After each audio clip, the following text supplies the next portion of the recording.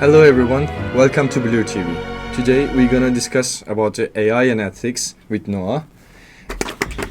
Oh, do we have to be serious now? Hello. Yes, that's good.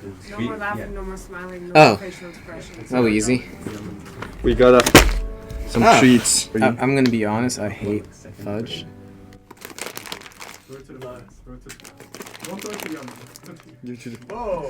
Noah, would you like to tell about yourself Sure. some? Yeah, my name's Noah. You already said it. I'm studying actually at the University of Helsinki, so I'm kind of an imposter here at Aalto, but I try to fit in. Currently, I'm finishing my master's degree, and I specialize in AI ethics, so that's what I'm also writing my thesis on. I got an upcoming gig with a ethical AI firm based in Amsterdam, so I've kind of turned this issue into my obsession. It's probably the right word. Yeah, I like to nerd out about it. So yeah, excited to be here. Obsession is gonna be your career and everything. Yeah. It's gonna be nice, I believe. It's gonna be nice. I look forward to it. Yeah, I would just like to dive into the topic. Let's go. That's we've been discussing about what is AI ethics and everything, but we don't know what we should think about when we talk about AI and ethics. What we should understand from that. Yeah, it's a bit of a tricky question because it's always a question of scope.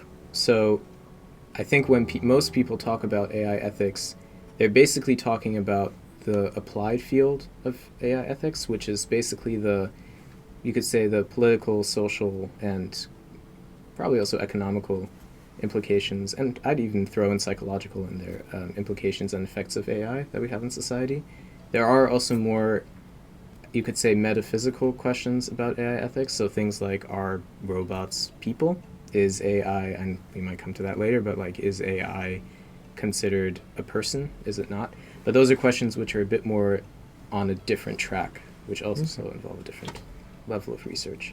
No, it's like basically the discussion about these topics on the applications of the AI on these topics. Yeah, I mean, it's very much an umbrella term. I think a misconception generally, especially in more, I guess you could say, mainstream discussions on AI, is that it's all the same set of ethics. But it's not, because it's very context specific, just like AI is not equal. There's different kinds of AI which are very context specific. So So we are referring to AI, like the machine learning models, as AI. Yeah. And most of the times also in here. What are the major ones, major ethical concerns in these topics, in AI topics? Yeah, again, depends who you ask. I'd say that the ones that get mentioned the most are issues like transparency, explainability, accountability, things like that. Another one that gets mentioned a lot is fairness and algorithmic fairness as opposed to algorithmic discrimination. But those issues tend to kind of get a lot of press, get a lot of attention, whereas issues like, what is AI's effect on the environment? What is the effect on more invisible communities of people who are generally already kind of not given that much attention in society? Like, what are the effects of AI on those groups? Those are also issues, but they don't get that much attention. I think that, there's just some popular issues where you focus on it, but not all of them. Yeah. At the same time, I'm not giving enough attention on it. I would like to ask, for example, when we are training the machine learning models, we are having some input data which humans created already. And what we created most of the time is biased. We know like the laws of the governments or juridical systems have been already biased to minority groups or to different kind of situations. They are biased decisions. But we have the data to train the AI with that ones. So our raw material is already flawed. And how we can expect to have a good output from that? How we can expect like non-biased or more equal ideology from that? It's a very good question. I mean, I think the way I look at AI ethics is, or AI and all the related injustices, is that they're very much just an amplification of problems that we already have in society. So people talk about algorithmic discrimination. For example, search engines in the past and to this day tend to be quite racist. Trust me, I've tried in my own research, and it's appalling what you get sometimes. And that's kind of a reflection of a society that we already live in. So it's not that these issues are unique to AI, it's just that AI brings them out in a form which makes them even more visible than they otherwise might be. But to answer your question more directly, I think one of the issues is that there's this kind of idea of what's called technological solutionism. So this idea of, okay, we have a data set which is, let's say, biased towards ethnic minority. So we're going to fix it by balancing it out. We're going to basically apply a technical fix to an ethical problem, Okay. which is a little bit of a miss. And there's actually a very interesting case which kind of exemplifies this. The short version is there was a group of researchers, I believe at Yale, but don't quote me on that, and they were trying to create a facial recognition software, and they were noticing that it was having problems identifying trans individuals who are undergoing transition. So their idea was, we have to make sure that trans people are more represented in the data set. So they started scraping YouTube videos and the like of content creators who were documenting their transition. Sounds good, right? Because now... Yeah, right? It seems like we have more Yeah. data to make them cover more. Exactly. So the data is basically getting balanced out. The problem is they didn't really consider things like consent. They didn't ask the creators. Of course, it's publicly available information, but you're still using a very personal piece of data for something which down the line can also have commercial and military applications. So especially then for people who are in the military who might be trans, it's all of a sudden not a laughing matter. They might not want to be identified that way because of the repercussions they would face. So it's this kind of over-focus on the technical aspect, which, even if it's done for good intention, can lead to fixes for the kind of bias that you talked about. It goes down a completely other rabbit hole to a different set of ethical problems. Yeah, it feels like, wherever you try to hold this situation to fix it better, it seems like it's going worse and worse. Like, Yeah. That's what I feel right now about that just a facial recognition system. Also, yeah, like you mentioned about the search engines have been racist or sexist or misogynist or like... Take your pick. Take your pick, literally. I was reading some articles on it. It says like, if you Google like a schoolgirl and schoolboy, Very different. and like they will give you very different outputs, and schoolgirls is more like sexualized and everything, and schoolboys is just a regular boy. Yeah. Our society has been already kind of corrupted in this way. To jump to another points on it is AI entity we can trust on it, or it has a persona or something like that. My question would come from that: if we have discovered some flaws, right now we don't have that much like problems on it, but maybe in the future we will have it, and who we will blame? Like, is the AI responsible, or is there anyone else responsible? We will find it. It's like, developer did that, or data was flawed, or this engineer, or that system. Yeah. How we can approach to that process? Yeah. Wow, you're really getting to the big, fun, juicy questions, which no one has a unified answer on. I think in this case, the best example is self-driving cars. So if you have a self-driving car and the car crashes, who's at fault? Is it the driver who didn't correct it? Is it the car that made a mistake? Is it the developer who made a code error? Is it the company for not doing due diligence? There's countless stakeholders there. You could even argue that it's the regulators from the government who didn't do enough to ensure that the systems were safe. So you can go down that rabbit hole.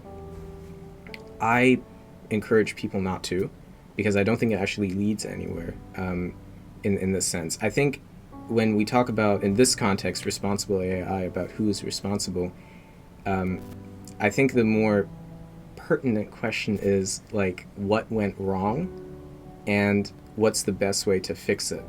Because I think this idea that AI should be responsible is very much based on the idea that AI is an agent, like is an acting agent. There are people who think that and who argue that also very convincingly. I personally don't agree. I don't think that AI is the same thing as a conscious being. I could get into that, but then we're going to be sitting here until 2025. But I think in these cases, it's better for everyone involved to focus more on kind of rectifying a situation after the effect than, to talk about, like the responsibility and this kind of finger-pointing blame. Because usually it's a shared responsibility. I think that's what it boils down to. Well, that's interesting. I think Yemen has a question about some amendments about that. Okay, he talks about the First Amendment provides the Congress make no law respecting an establishment I know of religion. the First Amendment. Why did you text it then in here? Because it's a waste of time. Cut! Okay, let me. Let's get another question. Do you want a angle change? Oh yeah, let's Let's have an angle change. Oh no, would you like? Yeah, I was confused for a second. I was like, oh, we get to use profanity? That's going to change everything. Like, I think I'm so you don't want to get easy. demonetized now, do you? it's not like we're monetizing in the first place. Hey, you called my Building a bluff. solid foundation. You have to have, real quick, you guys have to do behind the scenes.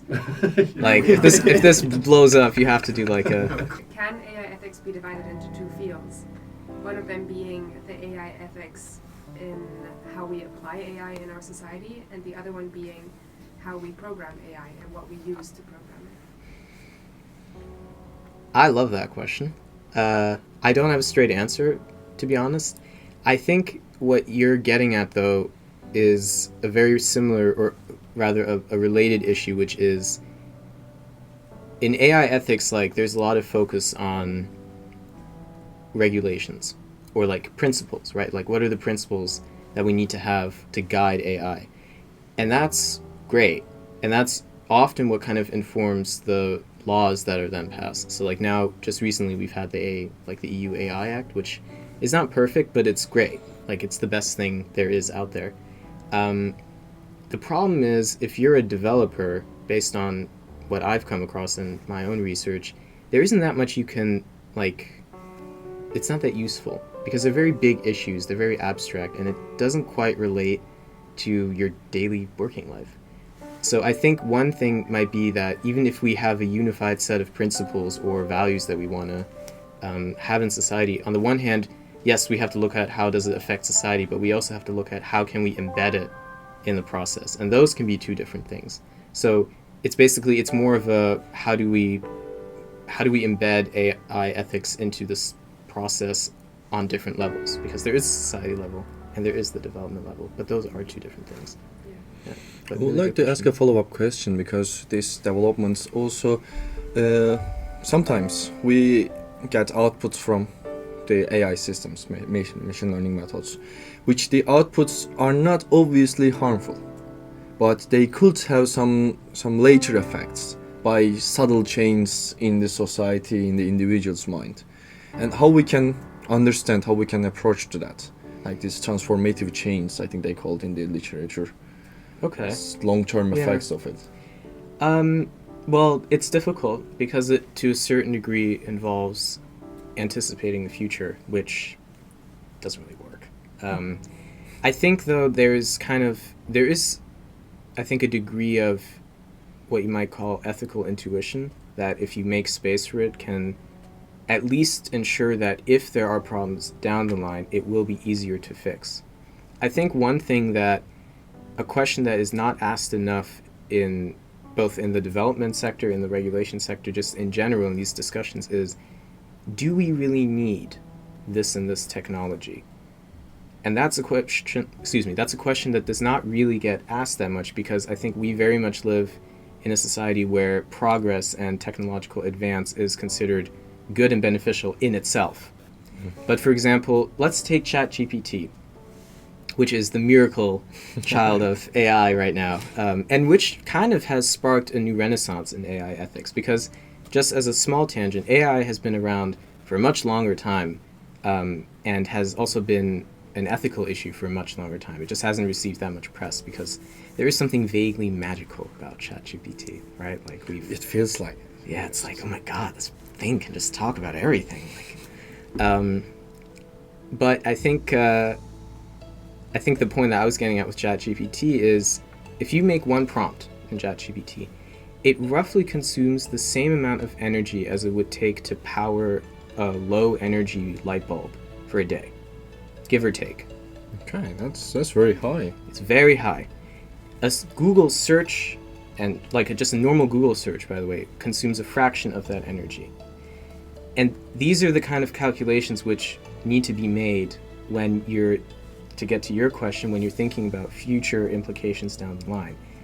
Is the technology consuming, in this case, so many resources that even if it creates great short-term benefits like reduced labor costs and more streamlined proficiency in business or commerce, is that going to pay off in the long run if it entails using an amount of energy which, quite frankly, we can't sustain?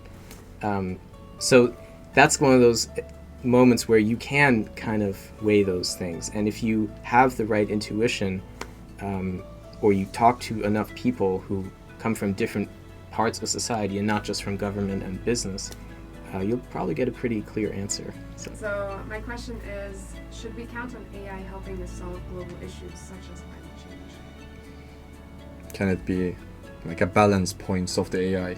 Yeah, good question. I'd say yes. Again, not all AI is created equal, and there's tons of AI system which,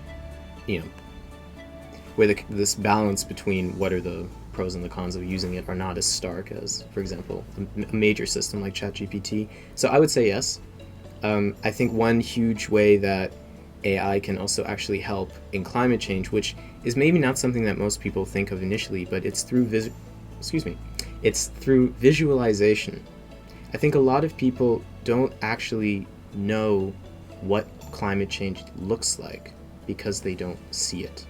And of course, there is plenty of actual documentary footage, and I mean, Lord knows that David Attenborough has done a lot of stuff in his BBC and Netflix specials about climate change. But there is something about, typing in a prompt and just seeing it beam back at you, which also gives you a sense of agency. And for example, ironically, from OpenAI, they have a system now which was quite recently released, which, creates images which are astounding how accurate they are. So that's a maybe more unconventional way that AI could help with climate change, just in an exposure sense. But then there's also just things like, it does make a lot of tasks way more efficient if used properly, and with things like generating models and running calculations, for example. I think there's a lot of potential there. There is also another question you ask about who holds the biggest responsibility on overseeing the ethical aspects of AI and how it is applied. So I would like to ask a question. For example, we are students, none related to the AI sector directly, but we have also some connections. We are developing different ML models by ourselves or doing different researches on it. So when we need to take an action to be considered these issues are important for the society, for the development, who we should, hold it responsible and go for it, just say, okay, this is wrong, or you should be more careful, or protest on it. To who will be protesting, actually? Yeah, I see where you're coming from. I think pragmatically speaking, when you protest, you're mostly speaking to your government, at least in, if we're talking about Finland now, or democracies more broadly, just because they're accountable. If you ask me who's really more responsible, I would say the corporations which make AI. That's not to say that, I think then there's this reputation of evil corp. If anyone has watched Mr. Robot, it's like, Google and Apple and Meta, they're all evil and, manipulate. I wouldn't go that far. In fact, I disagree with that assessment because it's just not entirely accurate, and it's very much a kind of black and white, who's the villain approach, which does more harm than good. But if you are someone who's passionate about responsible AI and promoting ethics in this field, and you want to protest, I would appeal to the Finnish government. If you're an EU citizen, the EU in general is extremely forward-thinking on this issue. Like I mentioned earlier, the EU AI Act is amazing.